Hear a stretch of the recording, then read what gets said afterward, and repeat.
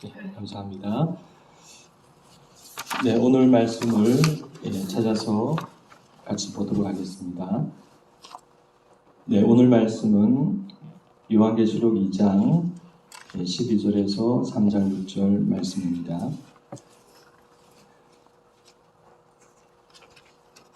요한계시록 2장 12절에서 3장 6절 말씀입니다. 네, 전부 다 읽지는 않고 지난주에 읽었기 때문에 중간중간에 띄어서 읽도록 하겠습니다. 2장 14절 그러나 내게 두어 가지 책망할 것이 있나니 거기 내게 발람의 교훈을 지키는 자들이 있도다. 발람이 발락을 가르쳐 이스라엘 자손 앞에 걸림돌을 놓아 우상의 제물을 먹게 하였고 또 행음하게 하였느니라. 이와 같이 내게도 니골라당의 교훈을 지키는 자들이 있도다. 20절입니다. 그러나 내게 책망할 일이 있노라. 자칭 선지자라 하는 여자 이세벨을 내가 용납함이니 그가 내 종들을 가르쳐 꾀어 행음하게 하고 우상의 제물을 먹게 하는도다. 또 내가 그에게 회개할 기회를 주었을 때 자기의 음행을 회개하고자 하지 아니하는도다. 네, 3장 1절, 2절 보도록 하겠습니다. 사대 교회 사자에게 편지하라. 하나님의 일곱 영과 일곱 뼈를 가지신 이가 이르시되 내가 내 행위를 아노니 내가 살았다 하는 이름은 가졌으나 죽은 자로다. 너는 일깨어 그 남은 바 죽게 된 것을 굳건하게 하라. 내 하나님 앞에 내 행위의 온전한 것을 찾지 못하였노니. 아멘. 네, 오늘은 지난주에 이어서 버가모 두아디라 사대 교회 우상 숭배 두 번째 시간을 가지도록 하겠습니다. 우리는 지난주에 버가모 두아디라 두 교회 안에 일어난 거짓 가르침을 살펴보았습니다. 오늘은 사대 교회를 마저 살펴보겠습니다. 사대 교회 상황은 버가모 두아디라 두 교회보다 더 좋지 못합니다. 사대 교회는 예수님으로부터 내가 살았다 하는 이름은 가졌지만 죽은 자다라는 책망을 들었습니다. 그런데 사대 교회가 그런 책망을 받은 원인도 우상 숭배에 있습니다. 그들은 황제 숭배와 우상 숭배에 거의 굴복한 것으로 보여집니다. 오늘 말씀에는 그들 가운데 발람의 교훈이나 또는 니골라당의 교훈이나 이세벨의 가르침 같은 그런 것이 있다는 언급은 없지만 그들은 정치적인 또 경제적인 사회적인 불이익을 두려워해서 이 황제 숭배 및 우상 숭배에 거의 참여한 것 같습니다. 그 이유는 그들의 옷이 더러워졌다는 이 표현에서 찾을 수가 있습니다. 이 더러워졌다라는 말은 영적인 음행을 가리키는 우상 숭배 용어이죠. 그리고 이 말은 그 배경에 그 당시 그 지역에 성행했던 키벨레 제이라는 그 우상 숭배 의식을 가리키는 것 같습니다. 그 의식의 하이라이트는 사제가 자신의 흰 옷을 황소의 피로 적시는 장면이죠. 그런 점에서 이 표현은 우상 숭배와 관련이 깊어 보입니다. 그런데 사대 교회 안에는 이와 같은 우상 숭배에 참여하지 않고 그것을 거부하고 또 거기에 저항하는 소수의 신자들이 있었습니다. 그들은 그 교회의 잘못된 가르침과 신앙의 타협을 따라가지 않았습니다. 믿음과 분별을 가진 분들이죠. 그래서 예수님은 그들을 합당한 자라고 하시고 흰 옷을 입고 나와 함께 다니리라 라고 말씀해 주셨습니다. 이렇게 우리는 버가모 두아디라 사대 교회의 상황과 문제점을 살펴보았습니다. 정리를 해보면 이 세 교회는 모두 당시 시대적 요구이자 또 분위기였던 황제 숭배 및 우상 숭배를 기독교 신앙 안에 타협하고 수용하였습니다. 그렇다면 우리가 오늘 이 말씀으로부터 어떤 교훈을 우리가 받아야 할까요? 네, 우리는 신앙의 타협과 변질이란 문제를 우리가 생각을 해봐야 하겠습니다. 물론 지금 우리에게는 로마 제국도 없고 황제도 없고 또 우상신전도 없습니다. 그러나 비록 그런 것은 없지만 무언가를 우리 신앙에 용인하고 타협하는 문제는 여전히 존재할 수 있습니다. 이 시대 속에서 우리의 안정과 번영을 위해서, 우리의 이익을 위해서 잘못된 가르침과 잘못된 신앙을 받아들이는 것이죠. 우리가 깨어있지 않으면은 그와 같은 거짓 가르침은 언제나 우리 안에서 만들어질 수 있고 우리 안에서 생길 수가 있습니다. 돌아보면 한국교회 안에는 그런 가르침이 일어났고 또 지금도 크고 작은 그런 가르침들이 있다고 할 수 있습니다. 드리기 어려운 말씀이지만 지금 우리 대다수 한국교회는 역사적으로 볼 때 우상숭배를 용인한 그런 역사 위에 세워져 있습니다. 일제 강점기 시절 한국교회는 신사참배를 우리 신앙에 기꺼이 받아들였습니다. 대부분의 교단과 목회자들이 일제에 굴복하여서 신사참배는 신앙에 위배되는 일이 아니라고 말하면서 그것을 허용했죠. 그것은 신사에 가서 한번 절하는 일만이 아니라 예배 시간에 예배 순서에 천황을 향해서 경배하는 그런 순서를 넣은 그런 적극적인 우상숭배의 행위였습니다. 세계 기독교 역사 속에 그런 일은 없었다고 합니다.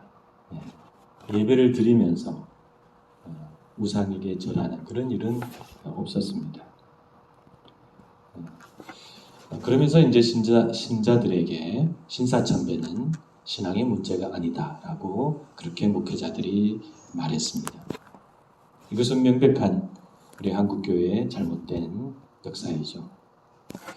더 안타까운 것은 이런 신앙의 타협과 변질이 그 시대로 끝나지 않았다는 사실입니다.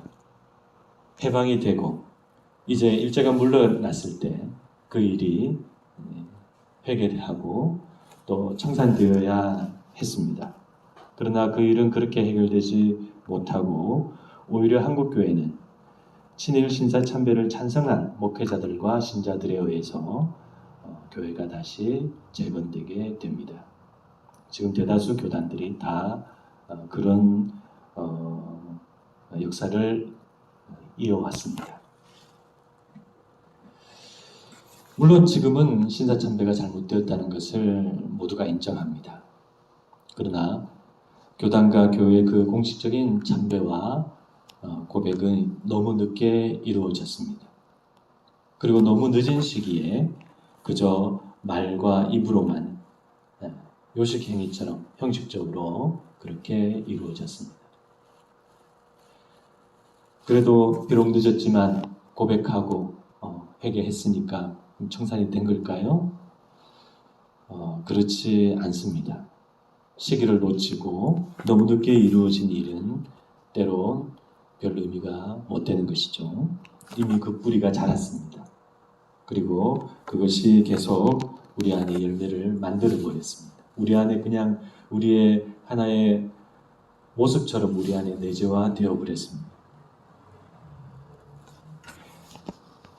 병이 퍼졌다면 소용이 없는 거 아니겠습니까? 회개하지 못한 그 타협신앙, 그 혼합신앙은 우리 한국교회 안에 뿌리를 만들고 그렇게 마치 한 본성처럼 우리 안에 내재화된 것입니다. 우리 한국교회의 영적인 비극이라고 할 수 있습니다. 그래서 그 변절과 타협과 혼합신앙이라는 그 뿌리가 계속 열매를 만들어내고 있습니다. 잘 살펴보시면 한국교회에는 그런 열매들이 계속 발생하고 있습니다. 정치와의 타협. 우리 교회가 자꾸 정치적으로 얽힙니다. 목회자들이 자꾸 정치권하고 손을 자꾸 잡습니다. 그리고 그 힘을 등에 업으려고 합니다. 또 물질과의 타협이라는 문제도 있죠. 한국교회 돈을 좋아합니다. 목회자들도 돈을 좋아합니다. 신자들도 돈을 좋아하고 축복을 좋아합니다. 우리 신앙이 그렇게 물질과의 타협된 부분이 상당히 많습니다. 또 성장과 성공과의 타협도 많이 이루어졌습니다. 질보다도 양을 더 추구하죠. 교회가 크면 올바른 교회라고 생각을 합니다. 돈이 많고 성공한 사람이 교회 안에서도 대접을 많이 받습니다. 또 구원과의 타협, 구원의 문제에 많이 타협을 합니다. 올바른 삶이 없어도 그저 은혜로 구원을 받는다. 그렇게 많은 타협이 신학적으로 그렇게 목회적으로 많이 이루어졌습니다. 그래서 이런 일들이 계속 우리 한국교회 안에 계속 이어지고 있습니다. 저는 모태신앙으로 시작하여 목사가 되어서 제 나이만큼 한국교회를 경험해서 알고 있는데 가장 이해할 수 없었던 그런 교회의 가르침 중 하나가 긍정의 힘이었습니다.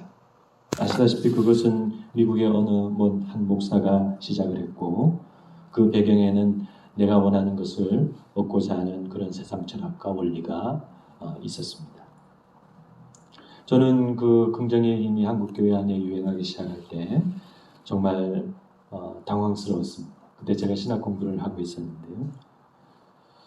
그것은 분명 성경이 말씀하는 믿음이나 소망이 아니었습니다. 긍정의 힘이나 우상숭배나 그 본질은 비슷합니다. 우상숭배가 그렇지 않습니까?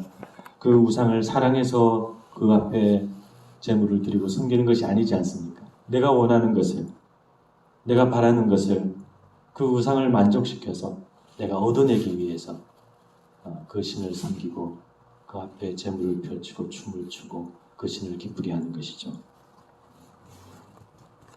그런데 긍정의 힘도 마찬가지입니다.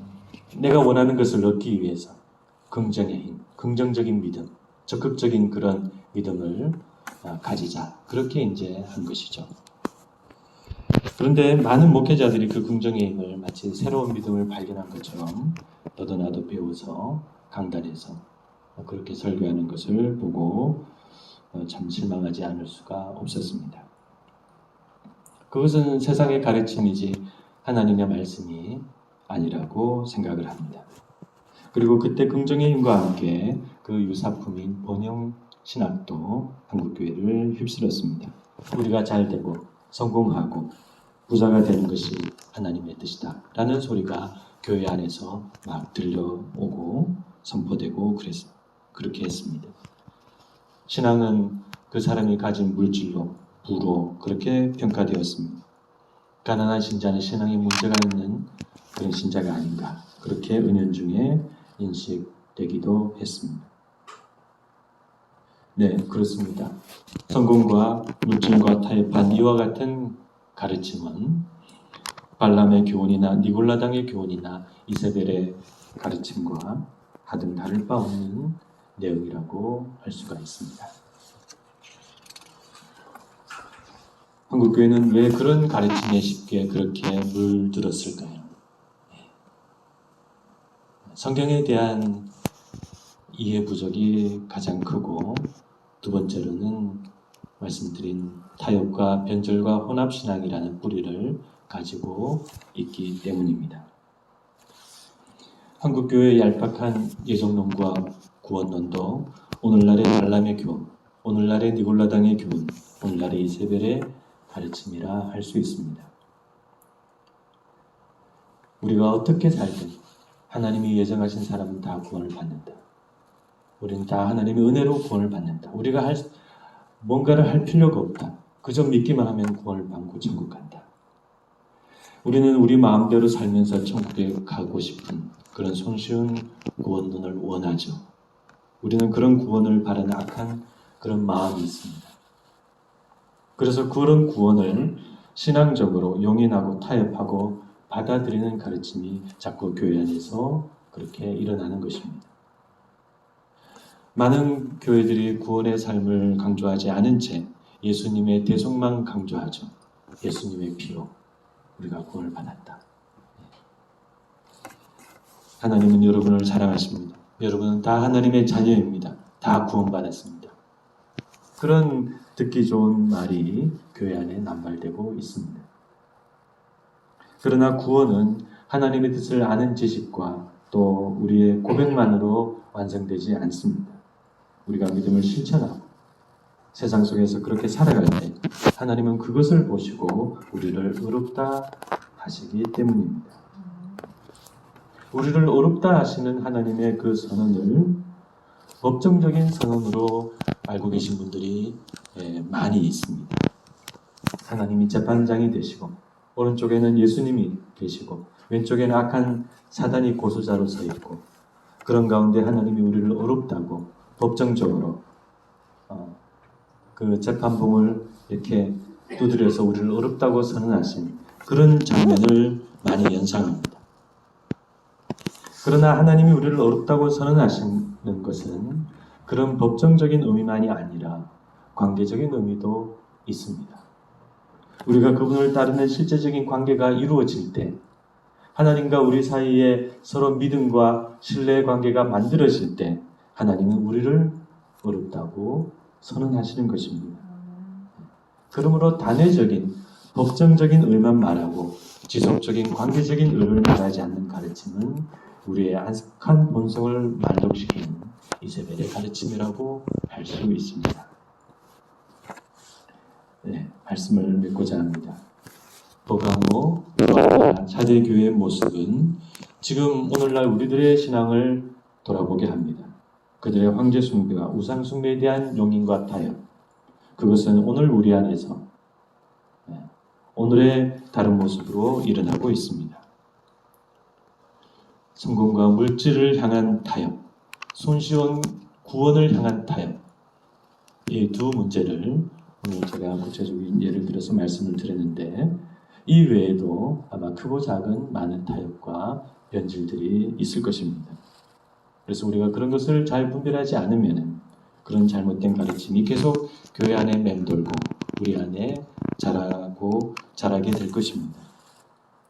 그러므로 버가모, 두아디라, 사대 교회를 향하신 이 말씀은 우리로 하여금 이 마지막 시대에 분별하는 참된 신앙을 가지라는 그런 귀한 말씀입니다. 성령님께서 우리를 인도하시고 또 우리가 성경을 전체적으로 잘 알면 그런 잘못된 가르침을 분별할 줄 믿습니다. 그래서 아무쪼록 이 마지막 때 깨어 있으시고 분별하시는 올바른 성도님들이 되시기를 주님의 이름으로 축원합니다. 네, 기도하시겠습니다.